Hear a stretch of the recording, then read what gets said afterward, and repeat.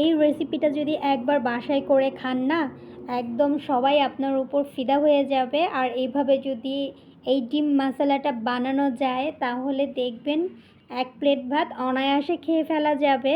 আর আমার বাসায় যখন রান্না করতে ইচ্ছে করে না, আমি কিন্তু এই শর্টকাট রেসিপিটা ট্রাই করি এবং এটা কিন্তু খুবই লোভনীয় হয় আর খুবই মজা হয় খেতে।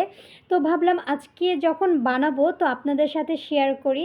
আসসালামু আলাইকুম, ভাল্লাগানিজ ডেইলি ব্লগে আপনাদের সবাইকে স্বাগতম। সাথে আছি আমি হাসি, ঢাকা থেকে বলছি।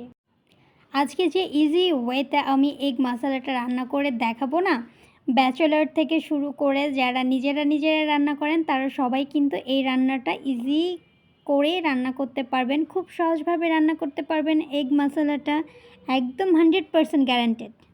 দেখতেই পাচ্ছেন এগ মশলাটা দারুণ হয়েছে দেখতে। তো চলেন শুরু করে ফেলি কিভাবে এটা রান্না করেছি। প্রথমে আমি 7-8টা ডিম সুন্দর করে ফুটিয়ে নিচ্ছি। আর ফোটানোর সময় আমি হালকা একটু লবণ দিয়ে দিয়েছিলাম। তো এবার ফোটানো হয়ে গেছে, আমি এটা নামিয়ে সুন্দর করে একটু ঠান্ডা পানিতে ভিজিয়ে রাখবো, যাতে ডিমগুলো একটু ঠান্ডা হয় আর আমার এগুলোর খোসা ছাড়াতে কোনো প্রবলেম না হয়। ঠিক আছে, দেখতেই পাচ্ছেন। তো এবার আমি সুন্দর করে ডিমগুলোর খোসা ছাড়িয়ে নিচ্ছি। একটু ধৈর্য নিয়ে করবেন। আর অনেক সময় নতুন ডিম পুরনো ডিম একত্রে হলে হয় কি, একটু কিন্তু ডিমের খোসাটা কিন্তু উঠাতে গেলে একটু ডিম উঠেও যেতে পারে, কিন্তু এতে কিন্তু ভয় পাওয়ার কিছু নেই। ঠিক আছে, তো দেখতেই পাচ্ছেন আমার ডিমের খোসা ছাড়ানো হয়ে গিয়েছে। আমি একটা প্লেটে সুন্দর করে নিয়েছি। এবারে আমি করব কি, এই ডিমগুলোকে একটু সাইড করে রাখবো। তার আগে আমি ডিমের মাঝখান থেকে বরাবর করে একটু চিড়ে নিব, যাতে ডিমটার ভিতরে মশলাটা খুব সুন্দর করে যেতে পারে। লবণ মরিচ মশলা একটু ভিতরে একটু প্রবেশ করলে ডিমটা খেতে কিন্তু অসাধারণ লাগে আর খুবই মজা হয়। ঠিক আছে, তো এই কাজটা আমরা জানি, প্রায় সময় আমরা করে থাকি। তো আজকেও এটা ডিফারেন্ট কিছু না। তো আজও আমি এই ডিমগুলো নর্মাল যেরকম করে করি আজকে একটু সেরকম করেই করছি। দেন এই তো করা হয়ে গিয়েছে, দেখতে সুন্দর লাগছিল তাই না, একদম সাদা ফকফকে ডিমগুলো। এবার আমি তেলে চলে যাব। তেলে সামান্য একটু লবণ ছিটা দিয়ে এর মধ্যে আমি একে একে ডিমগুলো দিয়ে নিচ্ছি। এই তো দেখতেই পাচ্ছেন আমি সবগুলো ডিম একদম তেলের মধ্যে দিয়ে নিয়েছি। এবার আমি এই আঁচেই একটু ডিমগুলোকে জাস্ট এপাশ ওপাশ করে নিচ্ছি। আর যেহেতু তেলের মধ্যে লবণ দেওয়া হয়েছে সেই ক্ষেত্রে কিন্তু তেলটা ছিটকবে না, আপনার গায়ে আসার কিন্তু কোনোই সমস্যা নাই, গায়ে ছিটবেও না। সেই জন্য রিল্যাক্সে এটাকে সুন্দর করে নাড়াচাড়া করে নেবেন। যারা ব্যাচেলার আছেন তারা কিন্তু এই রান্নাটা হামেশাই করে থাকেন, এইভাবে একবার রান্না করে দেখবেন, খেতে কিন্তু অনেক বেশি মজা হয়। আমি এর মধ্যে দিয়ে দিচ্ছি সামান্য পরিমাণে হলুদ গুঁড়ো, দিয়ে সুন্দর করে আমি এটাকে নাড়াচাড়া করে একটু হালকা কালার আসলে আমি এটাকে নামিয়ে নিচ্ছি। আর যারা নিউ রান্না শিখছেন বা রান্না করছেন তারাও কিন্তু চাইলে এই ডিমের রেসিপিটা কিন্তু বানিয়ে খাইয়ে সবাইকে তাক লাগিয়ে দিতে পারেন। এটা কিন্তু খুবই মজার একটা রেসিপি আর খুব অল্প সময়ের মধ্যে এই রেসিপিটা হয়ে যায়। দেখছেন আমি কেমন গোল্ডেন কালার করে ভেজে নিয়েছি। এই পর্যায়ে আমি ডিমগুলো তেলে থেকে তুলে নিচ্ছি। আর কি ভাবছেন এত তেলে কেন ডিম ভাজলাম, বলছি। কারণ এই তেলের মধ্যে আমার পুরোটা রান্না আমি কমপ্লিট করব, দ্যাটস ওয়াই আমি তেলটা একটু বেশি করে নিয়েছি। এই পর্যায়ে কিন্তু আমার চুলার আঁচটা একদমই কমানো ছিল। দেখতে পাচ্ছেন মাশাআল্লাহ ডিমগুলো কিন্তু অনেক সুন্দর একটা কালার এসেছে তাই না। তো চলেন মেন রান্নায় চলে যাই। এবার আমি এর মধ্যে উঁচু করে পেঁয়াজ কুচি নিয়েছি 1 কাপ। আর এই রান্নাতে কিন্তু পেঁয়াজ কুচিটা একটু বেশি হলে না গ্রেভিটা খেতে যে কি মজা হয় কি বলবো, বাসায় একদিন ট্রাই করলেই বুঝতে পারবেন যে আসলে এই রান্নাটা কতটা মজা হয়।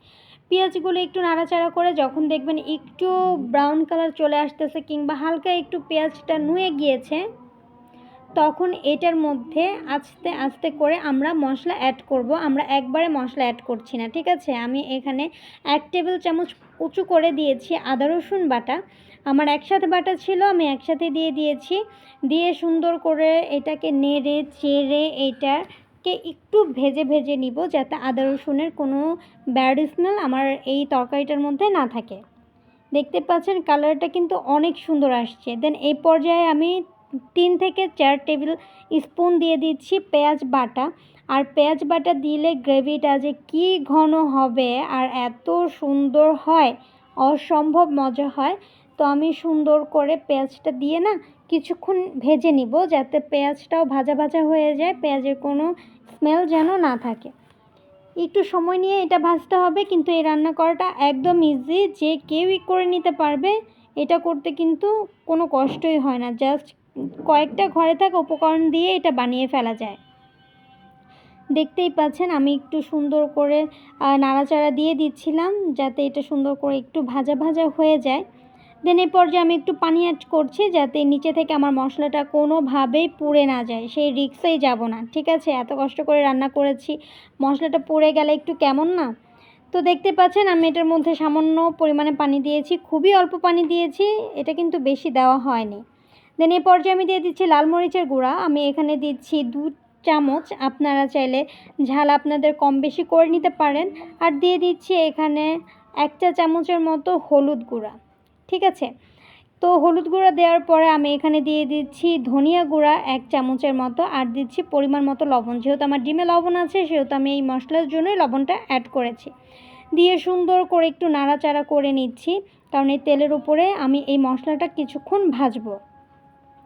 মশলাটা যত সুন্দর করে আপনি কষাবেন, আপনার তরকারির টেস্টটা ততটাই ভালো হবে। এ পর্যায়ে আমি আরেকটু পানি দিয়ে নিচ্ছি এই মশলাটা কষানোর জন্য। আর মশলা কষানোর উপরেই বললাম অনেক কিছু ডিপেন্ড করে। মাশাআল্লাহ, চেহারাটা যে কী সুন্দর হয়েছে, তেলটা উপরে উঠে গিয়েছে, তার মানে আমার মশলাটা কষানো ইজ ডান।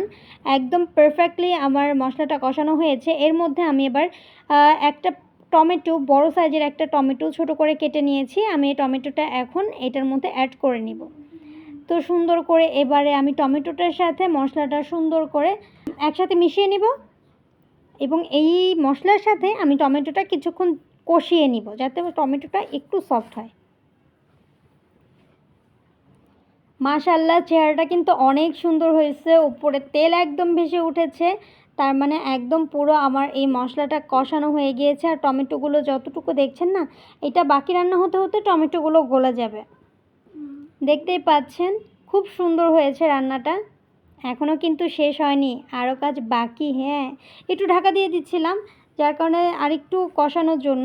ঢাকনা খুলে দেখি একদম পুরো তেল উপরে উঠে গিয়েছে, তার মানে এবার হচ্ছে আমার পরবর্তী স্টেপে চলে যেতে হবে। অনেকেই টক দই ইউজ করে, বাট আমি আজকে টক দই ইউজ করছি না। এই পর্যায়ে আমি এর মধ্যে যে ডিমগুলো ভেজে রেখেছিলাম না, সেগুলো দিয়ে দিচ্ছি। তো আমি সবগুলো ডিম দিয়ে দিয়েছি। এবারে ডিমগুলোর সাথে মশলার সাথে খুব সুন্দর করে একটু নেড়ে চেড়ে মিশিয়ে নিতে হবে, যাতে করে ডিমের মধ্যে মশলাগুলো খুব সুন্দরভাবে প্রবেশ করতে পারে। ডিম যাতে মশলা থেকে সমস্ত কিছু অ্যাবজর্ব করতে পারে, ডিমটা যেন খুব টেস্টি হয়, সেই জন্যই আমরা সুন্দর করে একটু মশলা দিয়ে কষিয়ে মাখিয়ে এটাকে আবার ঢেকিয়ে দিয়েছিলাম, যাতে ডিম আর মশলাটা একটু কষানো হয়। দেখতেই পাচ্ছেন আমি একটু নাড়াচাড়া করে দিচ্ছিলাম, যাতে নিচের দিয়ে লেগে না যায়। যেহেতু আমি এটা বেশি ঝোল রাখবো না, অল্প ঝোল রাখবো, আমার মশলাটাও কষানো হয়ে গেছে, ডিমটাও ভাজা, এই জন্য আমি সামান্য অল্প একটু পানি দিয়েছি, যাতে সব কিছুর একটু ব্যালেন্স ঠিক থাকে, সেই জন্য। এবার সুন্দর করে আমি একটু নাড়াচাড়া করে এটাকে একটু ঢেকে দিলাম। এই 1-2 মিনিটের মতো একটু ঢাকনা ছিল। দেন এরপরে আমি ঢাকনাটা সুন্দর করে সরিয়ে একটু নাড়াচাড়া করে আবার একটু মিশিয়ে নিচ্ছিলাম। দেখতেই পাচ্ছেন এ পর্যায়ে আমার ডিমের চেহারাটা কিন্তু অনেক সুন্দর হয়েছে না, অনেক ইয়াম্মি। এ পর্যায়ে আমি দিয়ে নিচ্ছি 1/2 চামচেরও অনেক কম দিয়ে দিচ্ছি গরম মশলার গুঁড়া, আর 1/2 চামচ দিচ্ছি ভাজা জিরার গুঁড়া। এগুলো কিন্তু দিলে অনেক টেস্ট বেড়ে যায়। আর ধনেপাতা তো না দিলেই না, এটা দিলে তো আপনার খাবারের মান 100% বাড়িয়ে দেয়। ধনেপাতার টেস্টটা আমার অনেক বেশি ভালো লাগে, তাই আমি একটু বেশি করে ধনেপাতা দিয়ে এইটাকে জাস্ট 1 মিনিটের জন্য ঢেকে দিয়েছিলাম। উঠিয়ে দেখলাম একদম পারফেক্ট হয়ে গিয়েছে, আলহামদুলিল্লাহ। এত সুন্দর একটা স্মেল বের হয়েছে ধনেপাতার, কি যে বলবো, অসাধারণ একটা স্মেল বের হয়েছে। আপনারা চাইলে এখানে ঘি অ্যাড করতে পারেন, বাট আমি যেহেতু এখানে ধনেপাতা দিয়েছি, তাই এখানে আর ঘিটা অ্যাড করলাম না। দেন আমি এটাকে একটু রেস্টে রেখে দিলাম। দেন এক পর্যায়ে আমি এই যে নামিয়ে নিচ্ছি। এখন দেখতেই পাচ্ছেন ডিমের চেহারাটা যে কী সুন্দর হয়েছে। সার্ভ করে নিচ্ছি সুন্দর করে। মাশাল্লাহ, আমার ডিমের এই রেসিপিটা যারা যারা খেয়েছে আমার বাসায় তারা প্রায় সময় বলে যে এই রেসিপিটা আরেকটা বার বানানোর জন্য। আর এই ডিম মশলাটা আমার আয়াত আরিশা কিন্তু অনেক বেশি পছন্দ করে। আমার আয়াত আরিশা কিন্তু ডিম একদম খেতে চায় না, তবে এভাবে যদি ডিমটা আমি রান্না করি ওরা কিন্তু খুব মজা করে খেয়ে নেয়। দেন আমি সুন্দর করে সার্ভ করে উপরে একটু ধনেপাতা দিয়ে একটু ডেকোরেশন করে দিলাম। আপনারা চাইলে এটা স্কিপও করতে পারেন, কিন্তু আমি দিয়েছি। ধনেপাতাটা দিলে দেখতে অনেক কালারফুল হয়, দেখতে সুন্দর লাগে, ভালোও লাগে দেখতে, তাই না? খেতে তো অনেক বেশি মজা লাগে। তো দেখে নিলেন আমার এই ছোট রেসিপিটা। তো ছোট্ট কিছু কথা বলে দেই, আমার ভিডিওটা কেমন লাগে অবশ্যই কমেন্টে জানাবেন। আর আমার ভিডিওটা ভালো লাগলে ছোট করে একটা লাইক করতে পারেন, কমেন্ট করতে পারেন। আর যদি আরেকটু বেশি ভালো লাগে তাহলে আমার চ্যানেলটা সাবস্ক্রাইব করে আমার পাশে থাকতে পারেন। আর হ্যাঁ, গত ভিডিওতে আমার যে আপুটা আমাকে কমেন্ট করেছেন, আপনাকে অসংখ্য ধন্যবাদ। আর আমি আশায় থাকবো আপনারা এরকম আরও ছোট ছোট কমেন্ট করবেন। এবার আমি খিচুড়ি নিয়ে বসে পড়েছি। ভাই, কালকে রাত্রে থেকে যে পরিমাণে বৃষ্টি হচ্ছে, খিচুড়ি না হলে তো জমে না। বৃষ্টি মানেই খিচুড়ি, তাই না? আমি সুন্দর করে খিচুড়ি নিয়ে বসে পড়েছি। সাথে নিয়েছি ডিম ভুনা, নিয়েছি ইলিশ মাছ, নিয়েছি এটা হচ্ছে বেগুন ভাজা, আর নিয়ে নিয়েছি সালাদ। একদম মাটির হাঁড়িতে নিয়ে বসে পড়েছি যাতে একটা গ্রাম্য একটা ফিল আসে। বৃষ্টির ওয়েদারে এই খাবারটা কিন্তু জাস্ট অসাধারণ। আমার মতো কার কার খিচুড়ির সাথে ডিম, ইলিশ মাছ, বেগুন ভাজা খেতে ভালো লাগে প্লিজ কমেন্টে জানাবেন। তো চলেন আপনাদের একটু বৃষ্টি দেখিয়ে দেই। দেখছেন তো কী যে বৃষ্টি পড়ছে। আমি উপর থেকে দেখছিলাম, আমার অনেক বেশি ভালো লাগছিল, তাই ভাবলাম এই ছোট্ট একটা দৃশ্য আপনাদের সাথে শেয়ার করি। আপনাদেরও হয়তো আমার মতো বৃষ্টি দেখতে অনেক ভালো লাগে। বৃষ্টি দেখতে দেখতে আজকে খিচুড়ি খাওয়া যায়। তো এই তো জানালার পাশেই বসে পড়েছি, কারণ ওয়েদারের সাথে একটা ব্যাপার থাকে না, তাই না? তো আজকে ওয়েদারটা খুব ভালো করে ফিল করব, দ্যাটস ওয়াই বসে পড়েছি। ডিম নিয়েছি, আর সালাদ না হলে তো আমার হয় না। আর খিচুড়িটা যে কী মজা হয়েছিল কী বলবো, একদম ঝরঝরেও না আবার একদম গামাখাও না, খুবই মজা হয়েছিল খিচুড়িটা। তো আগে একটু খিচুড়ি খেয়ে দেখলাম, না মাশাল্লাহ খিচুড়িটা ভালো হয়েছে। তো এবার ডিমের গ্রেভিটা দিয়ে সুন্দর করে খিচুড়িটা মাখিয়ে মুখে দিতেই মনে হলো পুরো ব্লাস্ট হয়ে গিয়েছে। ডিমটা এত মজা হয়েছে, একটু ঝাল ঝাল হয়েছে, তো খুব ভালো লাগছিলো খেতে, মানে অসাধারণ হয়েছে, অনেক মজা হয়েছে। আপনারা অবশ্যই বাসায় ট্রাই করবেন, আর কেমন হয় আমাকে অবশ্যই কমেন্টে জানাবেন। আর যদি আমার কোনো ভিডিও আপনারা দেখতে চান, আমার কোনো রেসিপি আপনারা দেখতে চান, অবশ্যই আমাকে কমেন্ট করবেন, আমি চেষ্টা করব ওরকম ভিডিও বানানোর জন্য। আর একটু সালাদ দিয়ে খেলে না আরও বেশি ভালো লাগছে, মানে এডিট করার সময় কাটতে গিয়েও না কেন জানি আর কাটা হলো না। ঠিক আছে, এবারে আমার ইলিশ মাছ না হলেই তো না, বৃষ্টি মানেই ইলিশ, তাই না? আমার মতো কারা কারা ইলিশ মাছ পছন্দ করেন প্লিজ কমেন্টে জানাবেন। আর বেগুন ভাজা না হলে তো চলেই না। তো সব কিছু নিয়ে মিলিয়ে ঝিলিয়ে মানে কি যে হচ্ছে আজকে বুঝতে পারছি না। তো আজ খেতে খেতে বাড়ি যাচ্ছি, দেখা হবে পরবর্তী ভিডিওতে। সে পর্যন্ত সবাই ভালো থাকবেন, সুস্থ থাকবেন, আমাদের জন্য দোয়া করবেন। আল্লাহ হাফেজ।